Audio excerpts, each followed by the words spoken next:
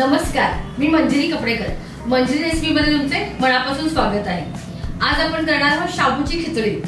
शाबूची खिचडी माझी खूप छान होते, सगळ्यांना खूप आवडते. मी आधी तुम्हाला शाबू कसे भिजवायचे, त्यात काय काय कसं कसं घालायचं हे सगळ्या अगदी छोट्या छोट्या टिप्स पासून सांगणार आहे. शाबूची खिचडी का करणार आहे सांगा, कारण आता आषाढी एकादशी आहे. आषाढी एकादशी झाली की लगेच श्रावण सुरू होते थोड्या दिवसातच. पूर्ण श्रावण महिना, त्यानंतर गणपती, आपली हरतालिका, नवरात्र, अगदी आपल्याला दिवाळीपर्यंत भरपूर सगळे उपवास आपले असतात आणि शाबूची खिचडी सगळ्यांना खूप आवडते. मग ती शाबूची खिचडी करताना त्यात आपण काय घातलं म्हणजे किंवा त्याच्यासोबत काय खाल्लं म्हणजे आपल्याला ती पचायला त्रास होत नाही किंवा त्याचं जळजळणं किंवा पित्त होण्याचा त्रास होत नाही, हे पण मी तुम्हाला त्याच्यासोबत सांगणार आहे. तर अशी छानशी आपली शाबूची खिचडीला आपण सुरुवात करूया. आता 2 कप शाबू घेऊया बघा आपण. एक 2. आता याच्यात आपण पाणी घालायचं आहे. शाबू मी काय करते, असं थोडासा हलवून घेते. चोळायचं नाही, त्याला खूप चोळायची गरज नाहीये. आता हे काय करूया, आपण पाणी काढून टाकूया आणि असंच आपण अजून एकदा पाणी घालायचं आणि परत धुवून घ्यायचं. 2 वेळा शाबू मी धुवून घेतलेत. धुवून झालं की त्याच्यात आता आपण हे एवढं पाणी घालायचं. शाबू बुडून वर येईल एवढं. आणि आता हे आपण झाकूया आणि ठेवून देऊया. आता हे जे शाबू आपण भिजवलेले आहेत ना, हे आपण आता दुसऱ्या दिवशी जर का आपला उपवास असेल तर आदल्या दिवशी आपण रात्री हे भिजवायचे. म्हणजे साधारण 7-8 वाजता, हे जर संध्याकाळी 7-8 वाजता किंवा रात्री 9 वाजेपर्यंत जर तुम्ही शाबू हे भिजवून ठेवला तरी चालतं. जेवढे जास्त शाबू भिजतील तेवढी खिचडी आपली जास्त छान होते. आता समजा आपण एखाद्या जास्त शाबू भिजवले, म्हणजे मी तसं करते, जास्त शाबू भिजवते, जेवढे पाहिजे तेवढे वापरते आणि बाकीचे मी फ्रीजमध्ये ठेवून देते. आपल्या फ्रीजमध्ये भिजवून तयार असेल जर का शाबू असेल ना, तो आपण काढून त्याची खिचडी केली की ती अप्रतिम होते. म्हणजे इतकी चवीला छान होते आणि मऊ लुसलुशीत होते आणि सगळे शाबू अगदी मस्त फुलतात. तर तुम्ही फ्रीजमध्ये एक 5-6 दिवसासाठी शाबू आधी भिजवून ठेवले तरी सुद्धा चालतं. त्यामुळे आता आपल्याला खिचडी करण्यासाठी मस्त असे मोकळे शाबू बघा किती छान तयार झालेले आहेत. आता मी काय करते, पहिल्यांदा ह्याच्यात घालते मीठ. साधारण 1 टीस्पून मीठ घालते मी एवढ्या शाबूसाठी. हे भिजवलेले 2 कप शाबू आहे, म्हणजे भिजवून तयार असलेले 2 कप आहेत. त्यानंतर घालूया साखर. साखर पण साधारण 1 टीस्पून. तुम्हाला जास्त गोडसर आवडत असेल तर जरा जास्त घाला, पण एवढी बास होते. आता आपण याच्यात घालूया शेंगदाण्याचं कूट.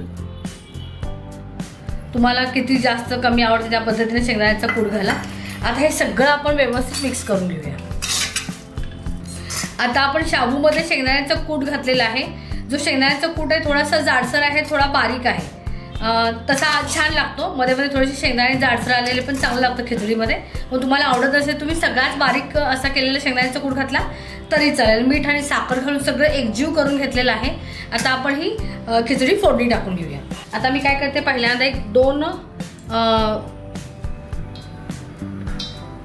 चमचे तेल घालते. 2-2.5 चमचे तेल. थोडंसं तापलं की मग आपण त्याच्यात घालूया साजूक तूप 1 चमचाभर.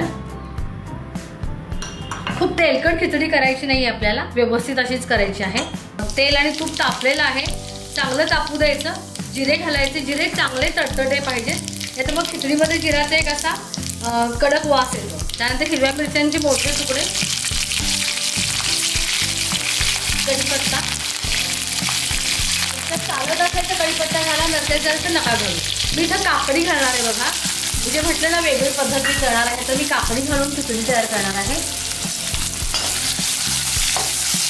काकडीनं काय होतं की खिचडी पचायला खूप सोपी होते आणि त्रास होत नाही खिचडीचा, पित्त वाढत नाही, जळजळत नाही. ही अशी काकडी घालून खिचडी करायची पद्धत माझ्या आजीची आहे, माझ्या वडिलांची आई. ती अशी खिचडी करायची आणि खूप छान ती लागायची आणि मला खूप आवडते. अजूनही मी माझा उपवास असला की अशी काकडी घालूनच करते. आता ह्या काकडीवरती थोडंसं मी मीठ घालणार आहे, अगदी चिमटभर. म्हणजे काय होईल की काकडी पटकन मऊ होईल.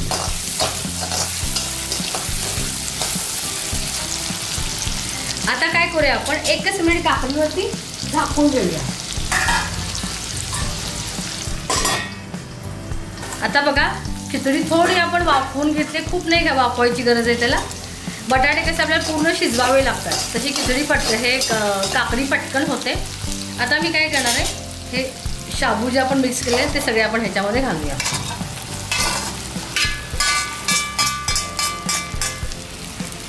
आणि याच्यासोबतच थोडं खोबरे पण घालणार आहे मी, खोवलेलं, आणि थोडी कोथिंबीर. आणि हे सगळं आपण नीट आता एकजीव करून घेऊया. ही खिचडी खूप टेस्टी तर होतेच, आणि त्या काकडीच्या ओलसरपणामुळे पण सुद्धा ती मऊसूद आणि छान होते. आता हे सगळं चांगलं एकजीव झालेलं आहे. आता परत आपण याच्यावर झाकायचं आहे आणि 1-2 मिनिटांसाठी त्याला झाकून वाफ द्यायची, आणि मग जरा भरपूर कोथिंबीर नंतर घालायची. आता आपण मी काकडी घालून केली. समजा तुम्हाला बटाटा घालायचा असेल तुम्ही काय करू शकता की उकडलेला बटाटा घ्यायचा, असा चिरून घ्यायचा आणि तो तुम्ही घालू शकता. तुम्ही कच्चा बटाटा घातला की तो परत शिजवावा लागतो आणि ते थोडा कडक लागतो. तर अशा उकडलेल्या बटाटा खिचडीमध्ये खूप छान लागतो.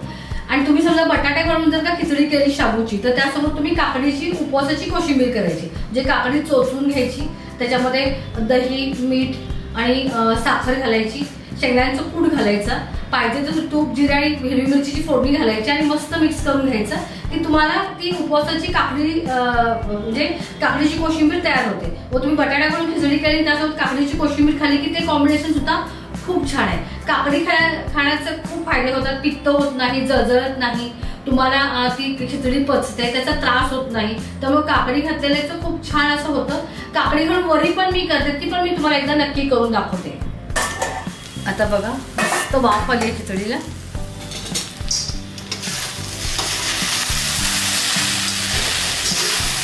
आता काय करणार आहे मी ह्याच्यात 1 चमचा तूप सोडणार आहे.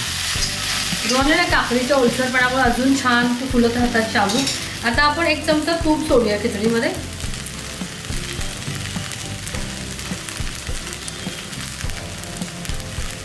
आणि परत एखादा मिनिट आपण झाकून ठेवूया.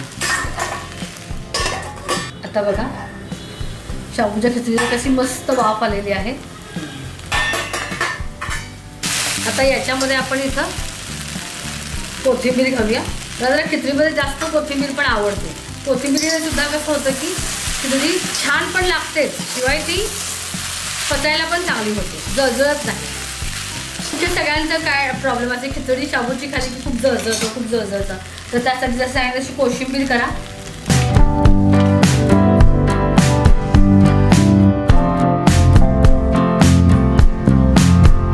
आता आपण ही शाबूची खिचडी केलेली आहे काकडी घालून. तुम्ही ह्याच्या आधी कधी काकडी घालून खिचडी केली होती का?